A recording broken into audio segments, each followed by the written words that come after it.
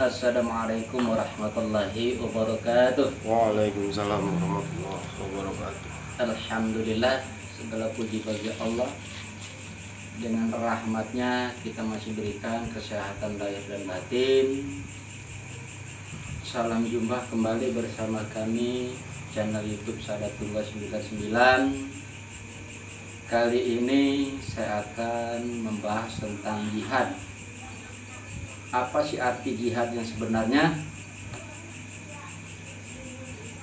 Kembali mari kita renungkan ayat Allah dalam Al-Quran.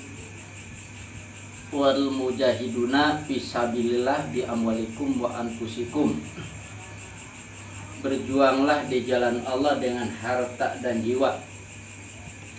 Dalam arti kata berjuang di sini beda dengan zamannya Rasulullah dengan zaman sekarang. Zaman Rasulullah berjuang membenahi akhlak-akhlak para kaum jahiliyah pada waktu itu. Zaman tersebut tidak ada peradaban, tidak ada pri kemanusiaan. Membenarkan akhlak, berjuang dalam arti dengan pedang, karena pada waktu itu benar-benar berjuang untuk menegakkan kebenaran. Jadi ayat tersebut relevan bisa kepada zaman sekarang. Kembali kalau sekarang kita di Indonesia negara aman, negara tentram, negara yang penuh kedamaian. Lalu ada namanya berjuang, katanya bom bunuh diri, mengintimidasi ajaran-ajaran orang lain. Itu bukan masuk kategori berjuang. Berjuang di zaman sekarang adalah berjuang wal mujahiduna fisabilillah bi amwalikum. Berjuanglah di jalan Allah dengan harta dan jiwa. Yang dimaksud dengan harta dan jiwa yang mana?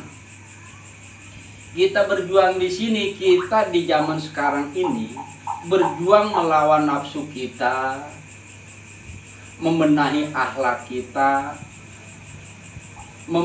mencari pengetahuan-pengetahuan yang kita tidak tahu. Itu masuk kategori berjuang. Memperjuangkan kebodohan kita yang tidak tahu menjadi tahu, memperjuangkan keakhlakan buruk kita yang tidak bermoral, maka kita berjuang agar kita berakhlak.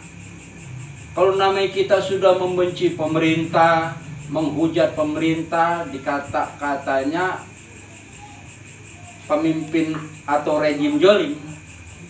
Pemimpin kita tidak jolim. Pemimpin kita baik, amanah. Kalau memang pemimpin kita jolim, mungkin sudah tidak ada namanya tempat-tempat ibadah. Mungkin sudah ada intimidasi-intimidasi, setiap agama dilarang mengadakan peribadatan. Tapi di sini Pak Presiden kita memperjuangkan rakyatnya bagaimana agar rakyatnya sejahtera. Lalu zolimnya di mana? Dikatakan zolim seperti apa? Kalau memang pemerintah zolim, mungkin tidak diadakannya pasokan-pasokan ekonomi, kebutuhan-kebutuhan masyarakat dan lain-lain, kan tetap diadakan, disalurkan dari pemerintah. Zolimnya di mana?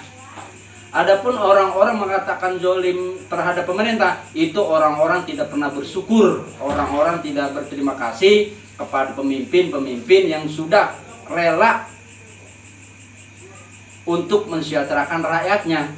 Kembali untuk saudara-saudaraku semua, gunakan akal sehat kita. Zaman sekarang dikit-dikit kata rejim zolim, rejim jahat dan lain-lain. Itu jangan sampai kita terbawa bahasa-bahasa seperti itu. Tidak ada pemerintah zolim, tidak ada. Sekali lagi, kalau pemerintah kita zolim, mungkin setiap tindakan-tindakan kita di bidang keagamaan mungkin sudah di-cut. Saya sendiri sudah bertahun-tahun menjadi pendidik agama atau guru agama, mengadakan majelis tersebut. Di sini saya mengadakan zikir. Tidak ada namanya intimidasi dari pemerintah, tidak ada namanya kriminalisasi ulama, tidak ada.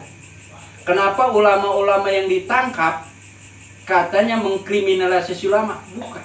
Itu ulamanya salah melawan pemerintah. wajar mereka dipenjara. Saya sendiri mendidik umat sudah bertahun-tahun, alhamdulillah, karena saya tidak lepas daripada hukum-hukum negara, hukum-hukum yang sedang berlaku di negara kita, karena saya taat hukum. Jadi kembali lagi, tidak ada namanya kriminalisasi ulama, tidak ada. Pemerintah bijak, pemerintah punya undang-undang dan pemerintah punya menteri agama. Jadi masuk di kata di sini adalah berjuang. Berjuang kita dengan harta dan jiwa. Dimaksud harta apa? Yaitu seperti ekonomi kita berjuang, misal kita mencari ilmu, pasti butuh harta. Dengan uang kita beli bensin untuk makan, untuk kebutuhan kita di dalam perjalanan mencari ilmu. Itu berjuang. Lalu dengan jiwa, jiwa itu apa sih? Bukan nyawa dipertaruhkan, bukan. Arti jiwa itu adalah kemauan pembangkit untuk kita mendalami ilmu-ilmu Allah agar kita tahu hukum-hukum yang sebenarnya yang diterapkan oleh agama dan hukum-hukum diterapkan oleh negara. Maka jiwa ini adalah penyemangat, penggerak agar kita rajin belajar, rajin kita mencari ilmunya Allah agar kita tidak bodoh.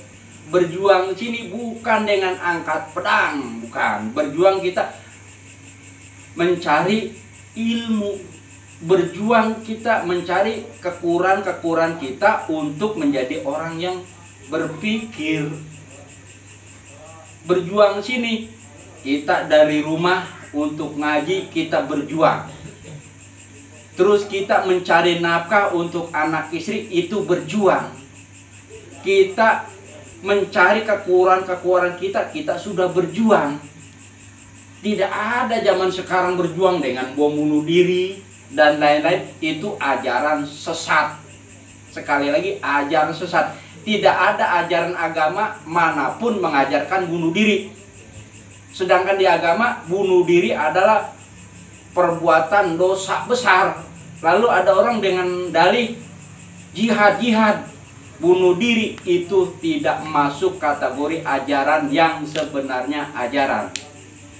Berjuang di jalan Allah adalah mensiarkan agama Allah, membenahi akhlak, memperbaiki pribadi, menjadi orang-orang yang berakhlak dan beradab serta beretika. Itu baru berjuang.